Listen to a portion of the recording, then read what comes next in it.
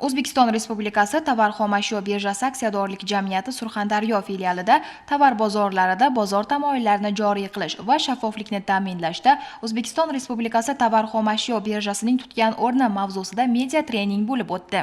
Birja savdolari bor va elektron tijorat va elektron xaridlar bor. Birja savdolari bizning eng asosiy savdo tizimimiz hisoblanadi. Yuqori likvid tovarlarimiz, misol uchun sement bo'ladi, neft mahsulotlari, mineral o'tlar, oziq-ovqat mahsulotlari, misol uchun shakar, un kabi mahsulotlar aynan birja savdolari orqali sotiladi. Tadbirda soha mutaxassislari hamda ommaviy axborot vositalari xodimlari ishtirok etishdi. Unda O'zbekiston Respublikasi Tovar xomashyo birjasining Surxondaryo filiali faoliyati misolida mamlakatimiz tovar bozorlarida birja mexanizmlarining tutgan o'rni hamda sohada amalga oshirilayotgan islohotlarning mazmun mohiyati tovar xomashyo birjasida savdolar shaffofligi va tengligini ta'minlash bo'yicha amalga oshirilayotgan ishlar bo'yicha ham ma'lumotlar berildi.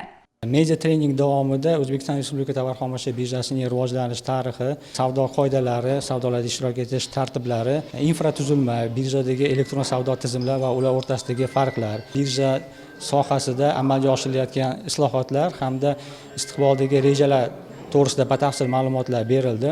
Ma'lumki, O'zbekiston Respublika Tovar xomashyo birjasi o'z faoliyatini yuritishda shaffoflik hamda bozor tamoyillariga asoslanadi va birinchi navbatda shaffoflik barcha biznes jarayonlarida savdolarni o'tkazish hamda hisob-kitob operatsiyalarni amalga oshirishda to'liq ta'minlanadi. Endi shaffoflik haqida gapiradigan bo'lsak, bu birinchi navbatda birjaning o'zining media resurslari orqali amalga oshiriladi. Bizning kotirovkalarimiz, ya'ni birjada shakllangan narxlar o'zimizning veb-saytimiz, ijtimoiy tarmoqdagi sahifalar orqali hamda albatta ommaviy axborot vositalari orqali keng tarqatiladi va nafaqatgina tadbirkorlar, balki keng jamoatchilik mana shu narxlardan xabardor. Treningda shuningdek so'nggi paytda erishilgan yutuqlar hamda natijalar haqida ham gapirib o'tildi.